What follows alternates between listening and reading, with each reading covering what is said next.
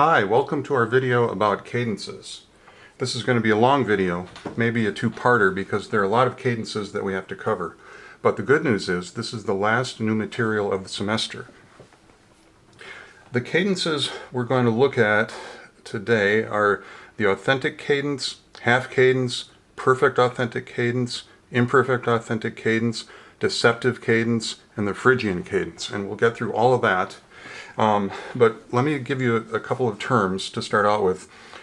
The authentic cadence is any kind of cadence that moves from dominant to tonic, that is from a 5, 5, 7, or a 7 chord, which are all dominant, and they can be in any inversion. When one of those chords moves to tonic, 1, major or minor, also in any inversion, that can be an authentic cadence.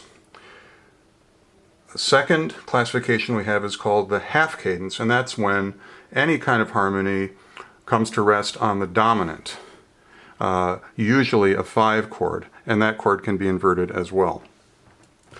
Now, before we get into detail about the subcategories of cadences and how to do the voice leading and all that, let's talk about cadence's actual position in music, how you hear it, what its purpose is. A cadence is the ending of a phrase. It's the harmonic thing that happens usually in the last 2 chords of a phrase to bring that phrase to rest temporarily.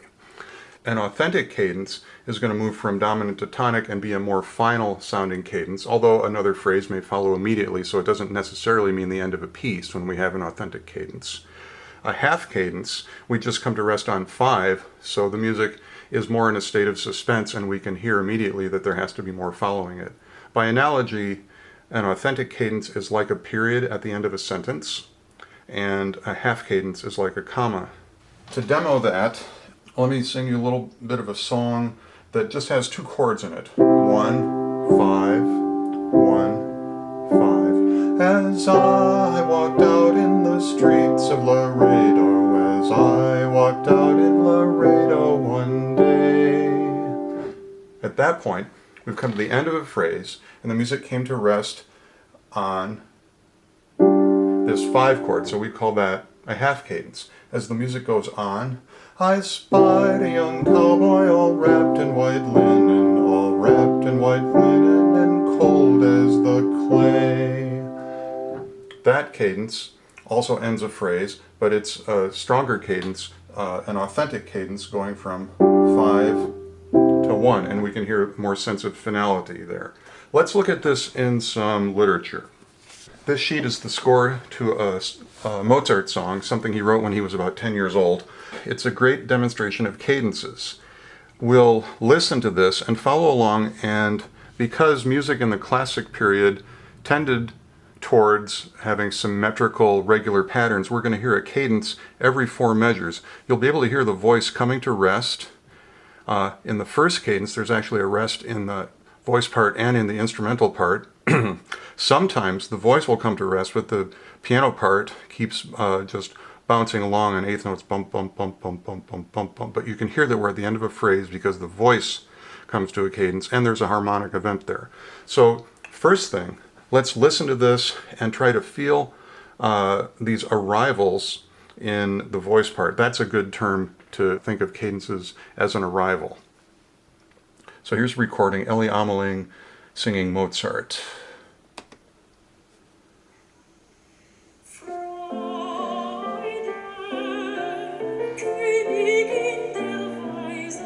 That's a cadence going on.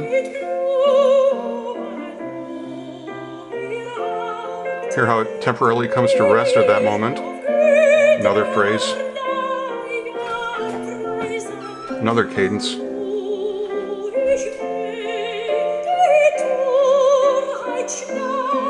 Cadence.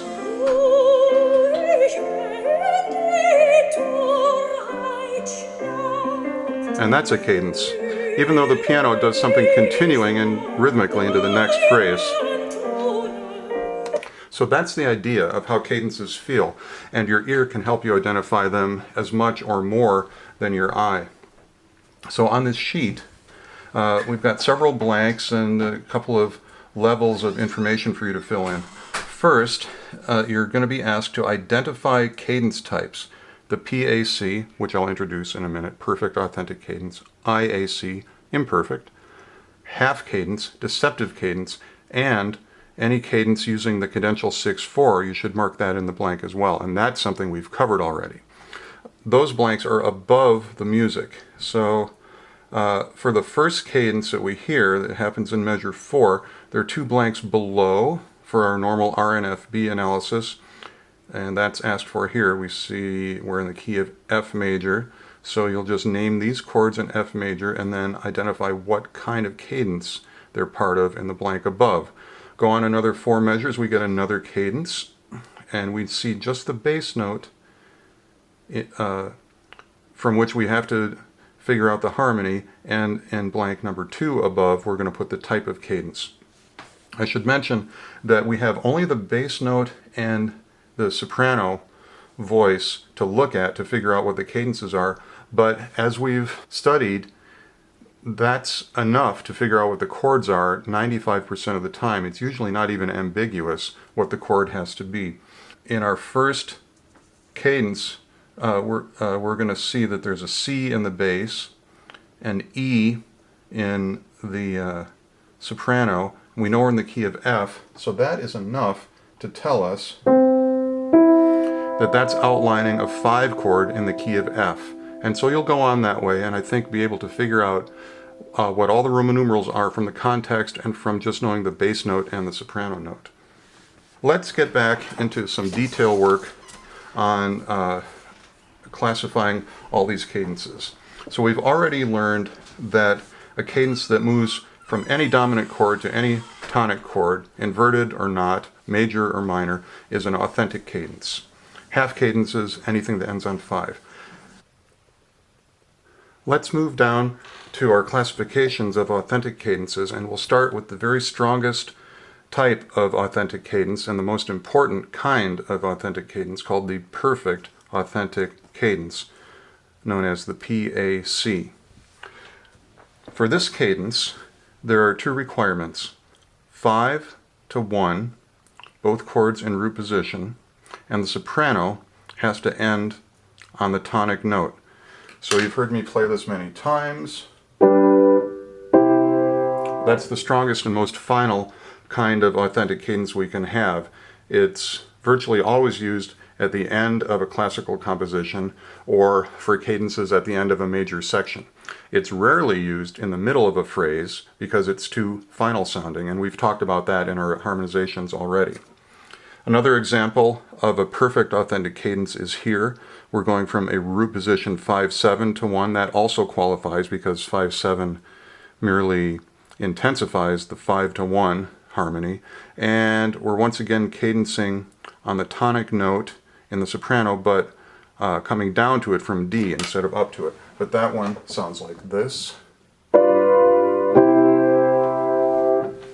So that's equally strong and also qualifies as a PAC. This can also happen in minor, like this.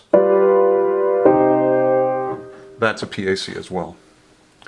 Next category, the imperfect authentic cadence. That's any authentic cadence that breaks either of the above 2 rules. And this is going to be known as an IAC, imperfect authentic cadence. So that's any time that either we don't have 5 to 1, both in root position, or the soprano doesn't end on 1. Examples. Here we have 5 to 1 in root position, but the soprano ends on scale degree 3. So that's still an authentic cadence, but moving to 3 like that weakens the cadence. That's a bright sounding cadence. It could be exciting, but it's not quite as final as when the soprano actually moves to 1. That's more final. Next example. Here the soprano does move down to 1, but we get an inverted chord for the arrival on 1. That sounds like this. And you can hear how that's less final sounding because the bass line is, in a sense, pulling the rug out from under the cadence and giving us a weaker sounding 1/6 chord. Next example, 2 two things happen in this one. We have 5, 6 going to 1, so inverted 5 chord, and we get 3 in the soprano. So this one sounds like this. It's still an authentic cadence, but it's weakened by the stepwise motion in the bass. That is the inversion of 5 and 3 in the soprano. Last example is an IAC, simply because it has the 7 chord instead of a 5 chord. That's not allowed for a PAC. So this 7, 6 to 1 sounds like this. We can immediately hear that that's a little bit weaker